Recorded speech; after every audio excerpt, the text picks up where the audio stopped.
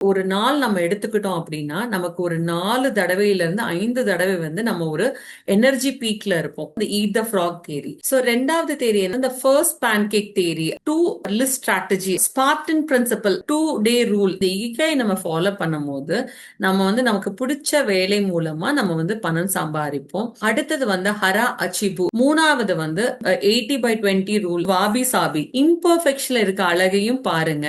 ஷின்ரன் யோகு, அதுல வந்து நேச்சரோட எப்பவுமே கனெக்டடா இருங்க. எப்பவுமே நம்ம வந்து நம்மளோட பெஸ்ட கொடுக்கணும். ஆன்ம நண்பர்கள் அனைவருக்கும் வணக்கத்தை தெரிவித்துக் கொள்கிறேன். நம்ம கடந்த பல வாரங்களா வந்து காலம் தாழ்த்துதல் பத்தியும் சோம்பல் பத்தியும் நிறைய விஷயங்கள் பேசிட்டு இருந்தோம். இன்னைக்கு செஷன்ல வந்து இந்த காலம் தாழ்த்துதல் எப்படி நம்ம பண்ணாம இருக்கிறது, அதுக்கு ஏதாவது டெக்னிக் அண்ட் டிப்ஸ் இருக்கா அப்படிங்கறத நம்ம இன்னைக்கு பார்க்க போறோம். பொதுவா நம்ம காலம் தாழ்த்தும் போது சில விஷயங்களை வந்து கஷ்டமா இருக்கு, சில செயல்களையோ வந்து நம்ம கஷ்டமா இருக்குன்றதுனால நம்ம செய்யாம இருந்திருக்கலாம்.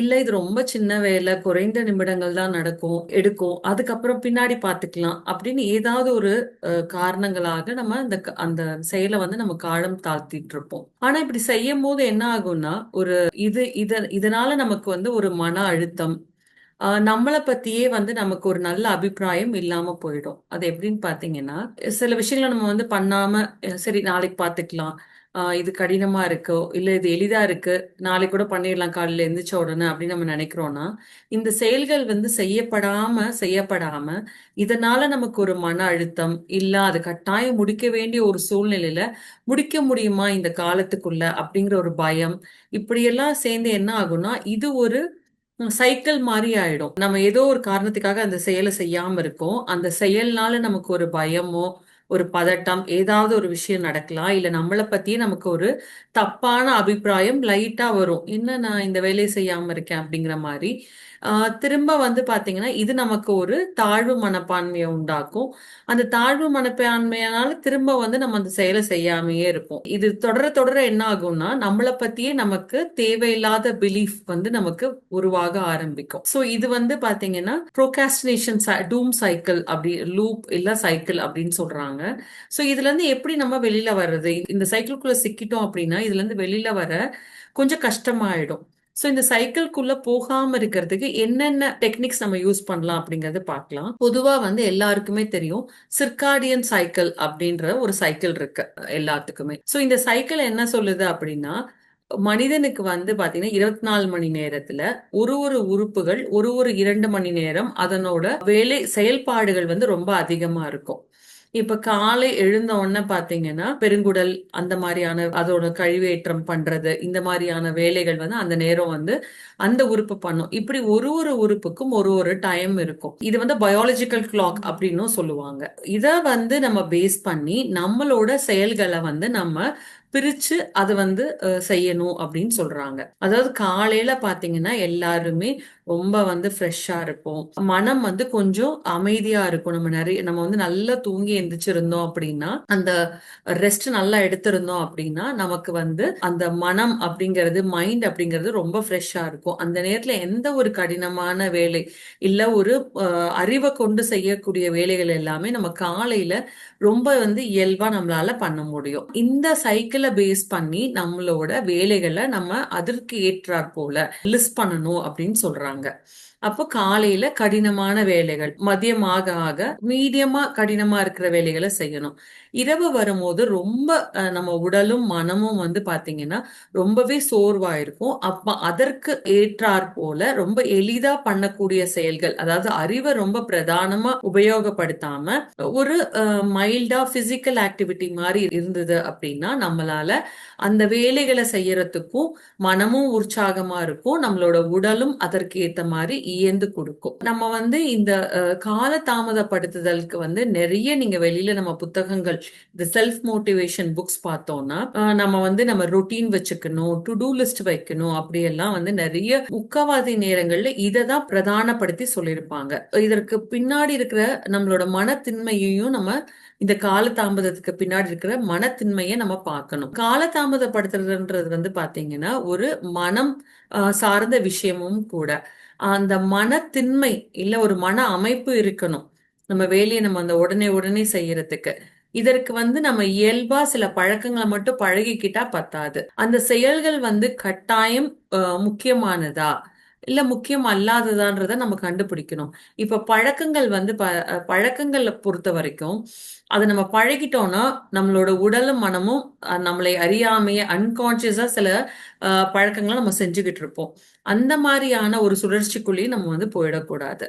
சோ அதனால இதுக்கு வந்து மனத்தின்மையும் இதற்கு பின்னாடி இருக்கிற அந்த மனத்தின்மை இல்ல அந்த மன அமைப்பு அப்படிங்கிறது ரொம்ப ரொம்ப முக்கியம். நான் செல்ஃப் டிசிப்ளினா இருக்கணும், இதெல்லாம் நான் பண்ணணும் அப்படின்றதுக்காக அந்த செயலை பத்தி ஒரு பெரிய புரிதல் இல்லாம அந்த செயலை மட்டுமே நம்ம பண்ணக்கூடாது அப்படின்னு சொல்றாங்க.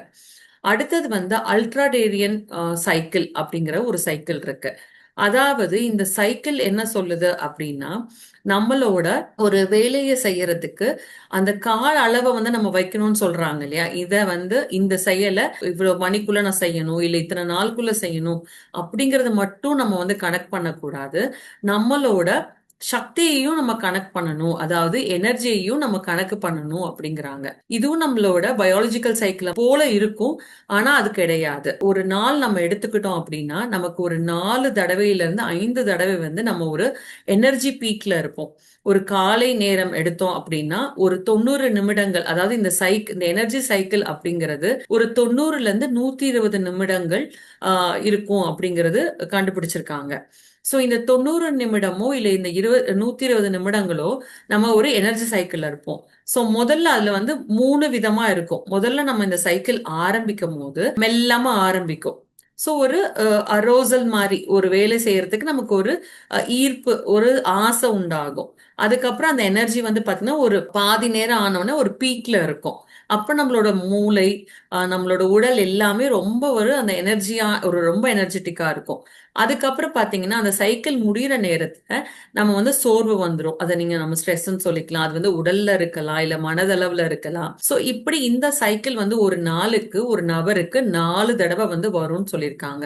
சோ இத பொறுத்து நம்மளோட வேலைகளை நம்ம பிரதானப்படுத்திக்கணும். அதாவது ஒரு வேலையை நம்ம வந்து ரொம்ப செய்து கொண்டிருக்கும் போது ஒரு 90 நிமிடங்கள் இல்ல 120 நிமிடங்கள் பண்ணிட்டு அதற்கப்புறம் நமக்கு அதற்கு ஒரு ஒரு 5 நிமிடமோ இல்ல 10 நிமிடமோ நம்ம வந்து ஒரு பிரேக் எடுத்துக்கணும். அதாவது நம்மளை கொஞ்சம் ஆஸ்வாசப்படுத்திக்கணும், உடலையும் மனசையும் அப்படின்னு சொல்றாங்க.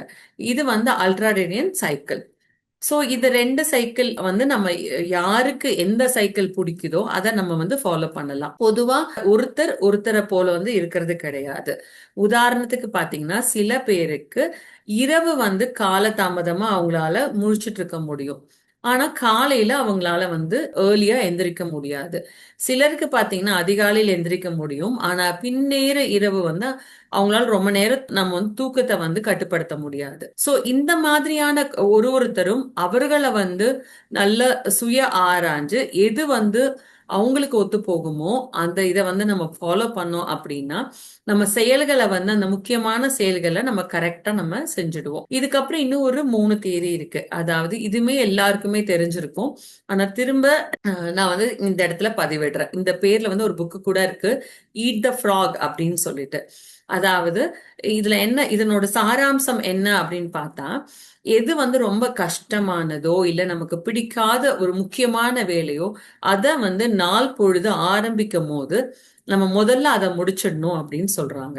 ஏன் அப்படின்னு பார்த்தா மன ரீதியா அந்த கஷ்டமான வேலையோ இல்லைன்னா அந்த முக்கியமான வேலை இல்ல கடினமான வேலையோ நம்ம முதல்ல முடிச்சிட்டோம் அப்படின்னா நமக்கு வந்து மனசு வந்து ரிலாக்ஸ் ஆயிடும். ஓ, இந்த பெரிய வேலையே நான் வந்து ரொம்ப எளிதா நான் வந்து முடிச்சிட்டேன், இனி அடுத்தது எல்லாமே இதுக்கப்புறம் இருக்கிறது எல்லாமே ரொம்ப கஷ்டம் இல்லாதவை, அதனால என்னால எளிதா பண்ண முடியும்ன்ற அந்த நம்பிக்கை வந்து நமக்கு வரும். சோ இது வந்து அந்த eat the frock theory. So இத கூட நம்ம வந்து கையாண்டோம் அப்படின்னா நமக்கு இந்த இந்த விஷயங்களை நம்ம செயல்களை நம்ம கால தாமதப்படுத்த மாட்டோம். சோ 2வது தேரி என்னன்னு பார்த்தா இந்த ஃபர்ஸ்ட் பேன்கேக் தேரி அப்படின்னு சொல்றாங்க. இது ஏன் பேன்கேக் அப்படின்னா இது வந்து வெளிநாடுகள்ல இந்த தேரிக்கு பேர் வச்சதுனால அவங்க அந்த பேன்கேக் தேரின்னு இருக்காங்க. நம்ம நம்ம ஊரு பாஷைக்கு ஏத்த மாதிரி நம்ம வந்து ஃபர்ஸ்ட் தோசை தேரின்னு கூட நம்ம வச்சுக்கலாம். எப்பவுமே வந்து ஹோட்டல்லயோ இல்ல நம்ம வீட்லயோ முதல்ல நம்ம அந்த தோசை சுடும் போது தோசைக்கல்ல வச்சோம் அப்படின்னா அதுக்கு அந்த சூடு கம்மியா இருந்தாலும் அந்த சரியான சூடு அந்த தோசை வர்றதுக்கு அந்த பதம் வர்றதுக்கு வந்து முன்னாடி நம்ம தோசை ஊத்திட்டோம்னா அந்த தோசை வந்து பிஞ்சிடும். சோ அதனால ஃபர்ஸ்ட் தோசை அப்படிங்கிறது வந்து கரெக்டா வராது, அந்த பதம் வந்து வராது. ஆனா அடுத்தடுத்து அந்த கரெக்டான அந்த அந்த சூடு அந்த சமசீரான சூடு வந்ததுக்கு அப்புறம் தோசை வந்து பாத்தீங்கன்னா ரொம்ப அழகா வர ஆரம்பிக்கும். சோ இந்த தேரியில என்ன சொல்றாங்கன்னா, ஓகே எந்திரிச்ச உடனே உங்களுக்கு அந்த கஷ்டமான வேலையை செய்ய வேண்டாம்.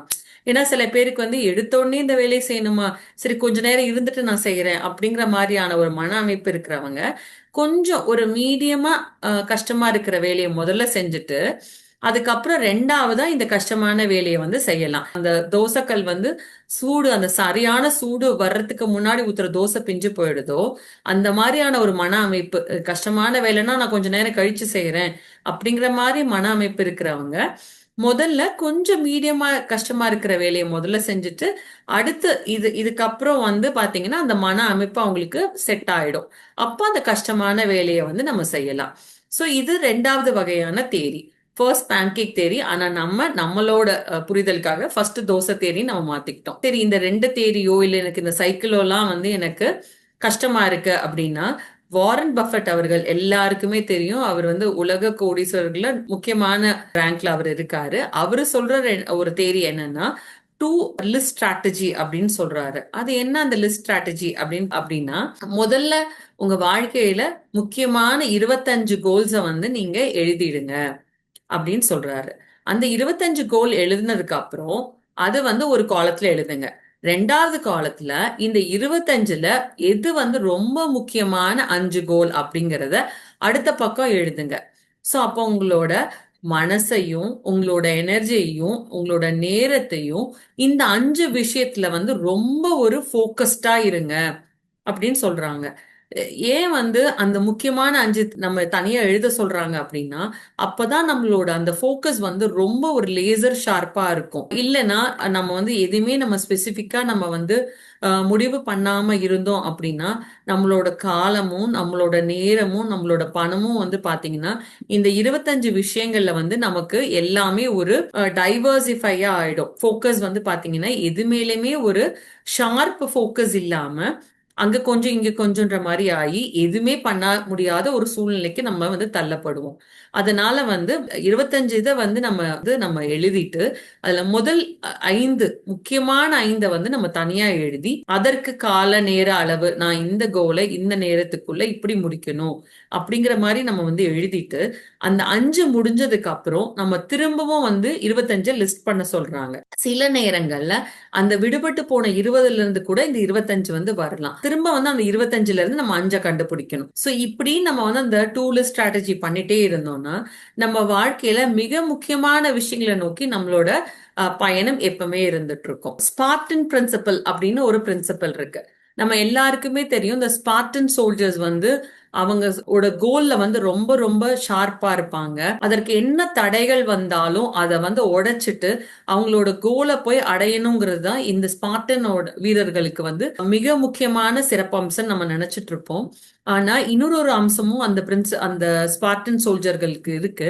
அது என்னன்னு பார்த்தோம்னா அவங்க வந்து எப்படி வந்து ஒரு முக்கியமான வேலைகளை அவங்க செய்யறாங்களோ முக்கியம் அற்ற வேலை இல்லைன்னா பிறரை வந்து துன்புறுத்துற வேலைகளை அவங்க செய்ய மாட்டாங்க. அதையும் கணக்குல கொண்டு அதை செய்யாம இருக்கிறதுக்கும் அவங்க வந்து அதையும் லிஸ்ட் பண்ணி அந்த அந்த வேலையும் செஞ்சுட்டு இருப்பாங்க. அப்போ நம்ம எப்பவுமே வந்து முக்கியமான வேலைகளையும் முக்கியமான ஆக்ஷன்ஸை மட்டும் நம்ம கவனம் மட்டும் இல்லாம எதெல்லாம் தேவையற்றதோ எந்த செயல் தேவையில்லையோ அந்த செயலை செய்யாம இருக்கிறதும் அந்த அளவுக்கு வந்து முக்கியம். அப்பதான் காலதாமதம் ஆகாது, இல்ல நம்மளோட செயல்கள் வந்து ஒரு முழு திறனோட முழு வீச்சோட இருக்கும் அப்படிங்கறது சொல்லியிருக்காங்க. அதுக்கு அடுத்தது வந்து நம்மளோட கோல்ஸ வந்து கரெக்டா நம்ம எழுதணும். அதாவது எப்படி எழுதணும், ஸ்பெசிபிக்கா இருக்கணும். ரேண்டமா வந்து இப்போ எனக்கு ஒரு விஷயம் பிடிக்குது அப்படின்னா அதற்கு வந்து இந்த வருடங்கள்ல நான் இதை வந்து அந்த பேஷன்ல நான் அச்சீவ் பண்ணணும் அப்படின்னு ஸ்பெசிஃபிக்கா எழுதணும். அதுக்கு அடுத்தது வந்து இது எவ்வளவு காலத்துக்குள்ள இதை நான் அடையணும்னு நினைக்கிறேங்கிறதையும் நம்ம எழுதணும். அதாவது இந்த நேரம் டைம் பவுண்ட் இல்லாம இருந்தது அப்படின்னா நம்ம வந்து பாத்தீங்கன்னா அந்த டைம் அப்படிங்கறது நம்ம ஒரு இல்யூஷனா எடுத்துக்கிட்டு இன்னைக்கு பண்ணலாம் நாளைக்கு பண்ணலாம் நம்ம இது பண்ணிடுவோம். ஸோ அதனால டைம் பவுண்டா இருக்கான்றது பார்க்கணும். அதுக்கப்புறம் நம்மளால அதை செய்ய முடியுமாங்கிறது பார்க்கணும். அதாவது தெண்டுல்கர் வந்து கிரிக்கெட் விளையாடுன்றதுக்காக அவர் விளையாடி அவருக்கு பேர் புகழ் வருது அப்படிங்கிறதுக்காக நானும் கிரிக்கெட் விளையாடணும் அவரை மாதிரி நான் வரணும்னு நினைக்க கூடாது. ஸோ எனக்கு என்ன ரிலவெண்டா வரும், இல்ல எனக்கு என்ன அச்சீவ் பண்ண முடியும் அப்படிங்கறதையும் நம்ம யோசிக்கணும். அப்போ அதே மாதிரி இப்ப நம்ம ஒரு விஷயத்த வந்து எல்லாருக்கும் வந்து ஒரு ஒரு பேஷன் இருக்கும். அந்த பேஷன்ல வந்து அதுல சாதிச்சவங்க இருப்பாங்க, அவங்கள நம்ம ரோல் மாடலா எடுத்திருப்போம். அதற்காக அந்த ரோல் மாடல் பண்ணணுங்கிறதுக்காக என்னைய வந்து நான் கஷ்டப்படுத்திக்க கூடாது. என்னோட கோல்ஸ் வந்து ரொம்ப ஸ்பெசிஃபிக்கா அது வந்து அவர் 5 வருடத்துல அடைஞ்சாரா இல்ல 10 வருடத்துல அடைஞ்சா அந்த நிலைக்கு வந்தாராங்கிறது நமக்கு தெரியாது. ஆனா நம்ம நம்ம வாழ்க்கை தரத்துக்கு ஏற்ப நம்ம வந்து டைம் பவுண்டா இந்த வருடத்துல இதை நான் பண்ணுவேன், அடுத்த வருடத்துல இந்த மைல்ஸ்டோனை நான் அச்சீவ் பண்ணுவேன் நம்ம வந்து எழுதி வச்சுக்கணும். அவங்கள பார்த்து நம்ம சுட்டுக்க கூடாது. அவங்கள ஒரு நமக்கு ஒரு மோட்டிவேஷன் கொடுக்கறதுக்கோ ஒரு இன்ஸ்பிரேஷன் கொடுக்கறதுக்கோ நம்ம அவங்கள வச்சுக்கலாமே தவிர அவங்கள பார்த்து நான் வந்து ஒரே வருஷத்துல அந்த இடத்துக்கு வரணுங்கிற மாதிரியான கோல்ஸை நான் எழுதக்கூடாது. ஸோ இந்த கோல்ஸை வந்து நம்ம ஏன் எழுதுறோம் அப்படின்னா, இப்படி எழுதும் போது நமக்கு நாமே ஒரு நோ ஜீரோ கமிட்மெண்ட் நம்ம கொடுத்துப்போம். என்ன கமிட்மெண்ட்? இந்த கோலை நான் கட்டாயம் அச்சீவ் பண்ணுவேன் அப்படிங்கிறது. எப்பவுமே நம்ம ஒரு ரெசல்யூஷனோ இல்ல ஏதோ ஒரு விஷயத்த நம்ம ஆரம்பிக்கும் போது அந்த மோட்டிவேஷன் லெவல்ல வந்து அந்த ஒரு உற்சாகத்துல நம்ம வந்து நிறைய கமிட் பண்ணி நான் அது பண்ணிடுறேன் இது பண்ணிடுறேன் நம்ம வந்து நினைச்சு நம்ம செஞ்சுட்டு இருப்போம். ஆனா அந்த 2 நாட்களோ இல்லைன்னா வந்து ஒரு 5 நாட்களோ 10 நாட்களுக்கோ அப்புறம் வந்து பாத்தீங்கன்னா அது வந்து கீழே இறங்கிடும். அந்த இறங்குற நேரத்துல நம்ம அந்த செயலை செய்ய மாட்டோம், அப்படியே விட்டுடுவோம். அதுக்கு காரணமும் பிறரை சொல்லுவோம். அந்த மாதிரி நம்ம ஒரு உற்சாக மிகுதியில வந்து செய்யாம இதை நான் கட்டாயம் என் வாழ்க்கையில நான் முன்னேறதுக்கு நான் இந்த விஷயங்கள் எல்லாமே செய்வேன் அப்படின்னு ஒரு நான் ஜீரோ கமிட்மெண்ட் நமக்குள்ளேயே நம்ம கொடுத்துப்போம் இந்த கோல்ஸ் எழுதுறதுனால. அடுத்தது 2 டே ரூல் அப்படின்னு ஒரு ரூல் இருக்கு. அதாவது எந்த ஒரு விஷயத்தையும் நம்ம வந்து கன்சிஸ்டண்டா பண்ணணும் அப்படிங்கிறது ரொம்ப முக்கியம். அதுக்கு வந்து எல்லாரும் வந்து என்ன சொல்லிடுவாங்கன்னா செல்ஃப் டிசிப்ளினா நம்ம இருக்கணும்னு சொல்லுவாங்க.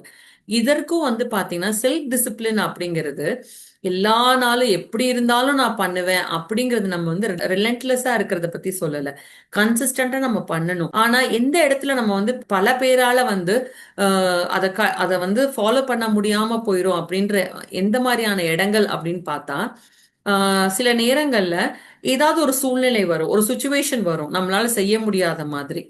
அந்த மாதிரியான சுச்சுவேஷன்ல நம்ம வந்து ஒரு பேக்கப் பிளான் நம்ம எப்பவுமே வச்சிருக்கணும்.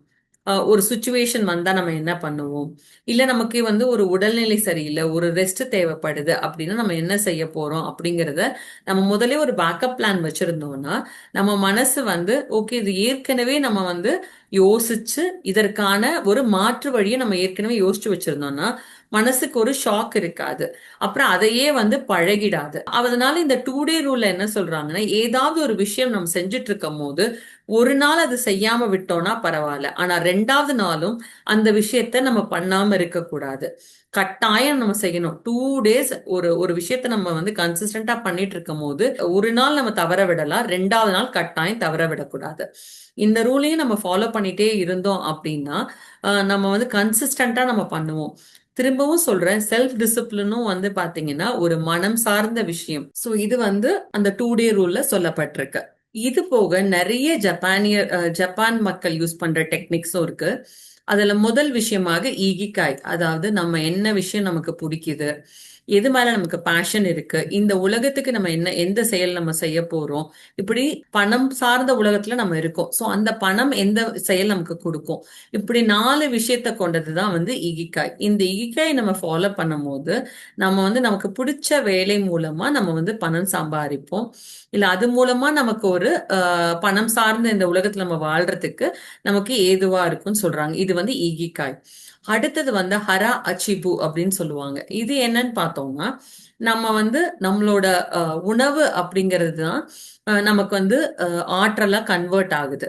அப்போ நம்ம சாப்பிடுற உணவு அப்படிங்கிறது ரொம்ப ரொம்ப முக்கியம். அப்போ இந்த ஹரா அச்சுபுல என்ன சொல்லியிருக்காங்கன்னா, எப்பவுமே வந்து நம்மளோட வயிறு நிரம்ப நம்ம வந்து சாப்பிடக்கூடாது. நம்ம வயிறுல வந்து 80% வந்து நம்ம சாப்பிடணும் ஃபுல் வயிற்றுக்கு நம்ம சாப்பிடக்கூடாது. அதே போல மத்தியான நேரத்துல இந்த நம்ம ஃபுல் வயிறுக்கு நம்ம சாப்பிட்டோம் அப்படின்னா நமக்கு வந்து பாத்தீங்கன்னா அந்த சோர்வு வந்துரும். சோர்வு வந்ததுக்கு அப்புறம் செயல்திறன் வந்து கம்மியாயிடும். சோ அதனால வந்து அந்த வயிற்றுக்கு 80% தான் நம்ம சாப்பிடணும். ஃபுல் ஸ்டமக் சாப்பிடக்கூடாதுங்கிறது அடுத்த விஷயம்.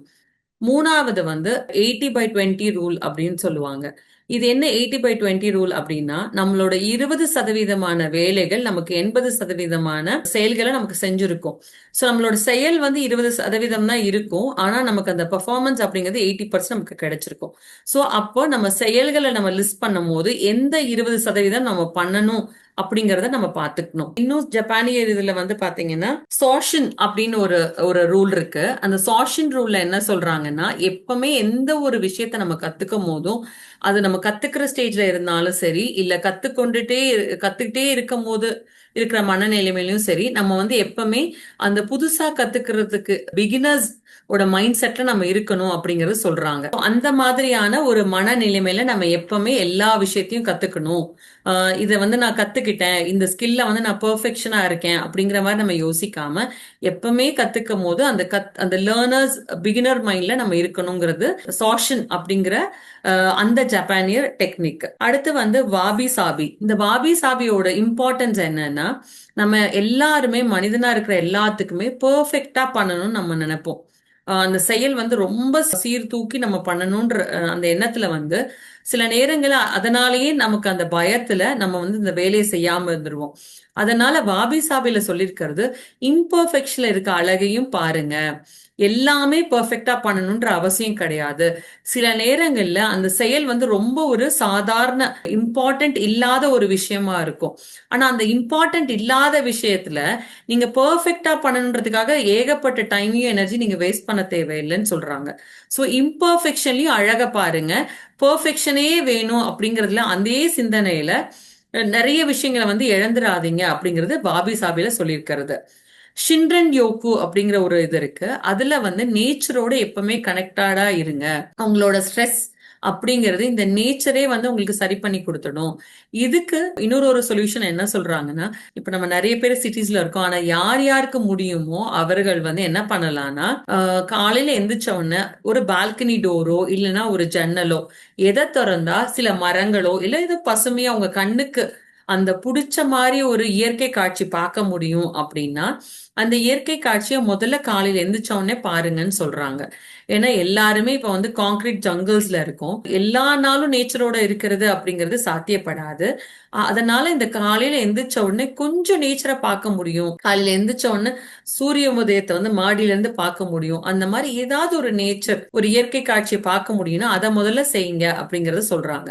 அப்ப இந்த ஷின்ரின் யோக்கு வந்து அந்த நேச்சரோட டைம் ஸ்பெண்ட் பண்றது. சோ ரொம்ப அதீத அழுத்தத்துல இருக்கும் அப்படின்னா நம்ம வந்து இப்ப நம்ம நிறைய மாஸ்டர்ஸ் சொன்னாங்க இந்த மௌன பிராக்டிஸ்.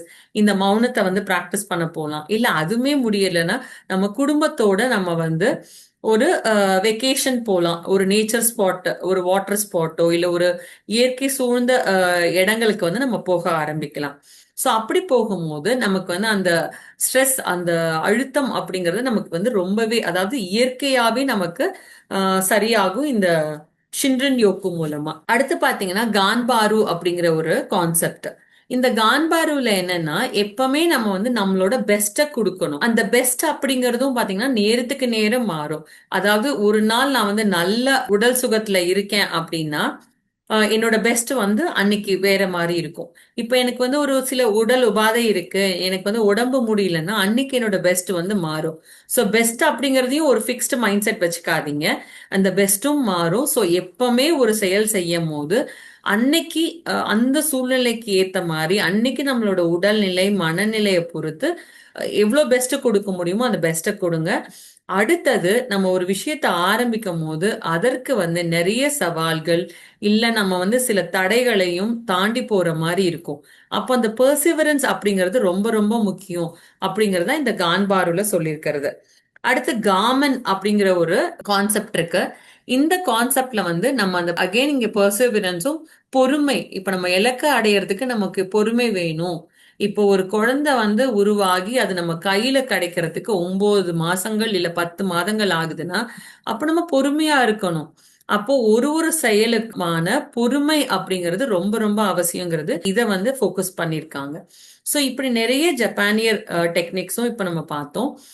மேலும் பாத்தீங்கன்னா இந்த 2 டே ரூல் பார்த்தோம். அடுத்தது 5 மினிட்ஸ் ரூல் அப்படின்னு ஒண்ணு இருக்கு. இந்த 5 மினிட்ஸ் ரூல்ல சொல்றது என்னன்னா, எந்த ஒரு வேலையும் இப்ப இந்த நொடிப்பொழுதுல பண்ணிட முடியும், இல்ல இல்ல 5 நிமிடத்துக்குள்ள பண்ணிட முடியும் அப்படின்னு எந்த வேலைகள்லாம் இருக்கோ அந்த வேலையை நினைச்ச உடனே பண்ணிடுங்கன்னு சொல்றாங்க. ஓகே, ஒரு வேலை வருது, உங்க மனசு நினைக்குது இது வந்து இப்ப பண்ணிடலாமே இல்ல 5 நிமிஷத்துல பண்ணிடலாமே அப்படின்னு நினைச்ச உடனே அடுத்து அந்த வேலையை செஞ்சு முடிச்சிருங்க. சோ அப்ப வந்து நமக்கு அந்த வேலைகள் செயல்கள் வந்து பைலப் ஆகாது. ஸோ இதெல்லாம் வந்து சில டெக்னிக்ஸ் நம்ம இன்னைக்கு பார்த்தது. இனி அடுத்த செஷன்லயும் இன்னும் சில ஒரு 20 டெக்னிக்ஸ் நம்ம வந்து ரொம்ப சிம்பிள் டெக்னிக்ஸ் நம்ம பார்க்கலாம் மாஸ்டர்ஸ்.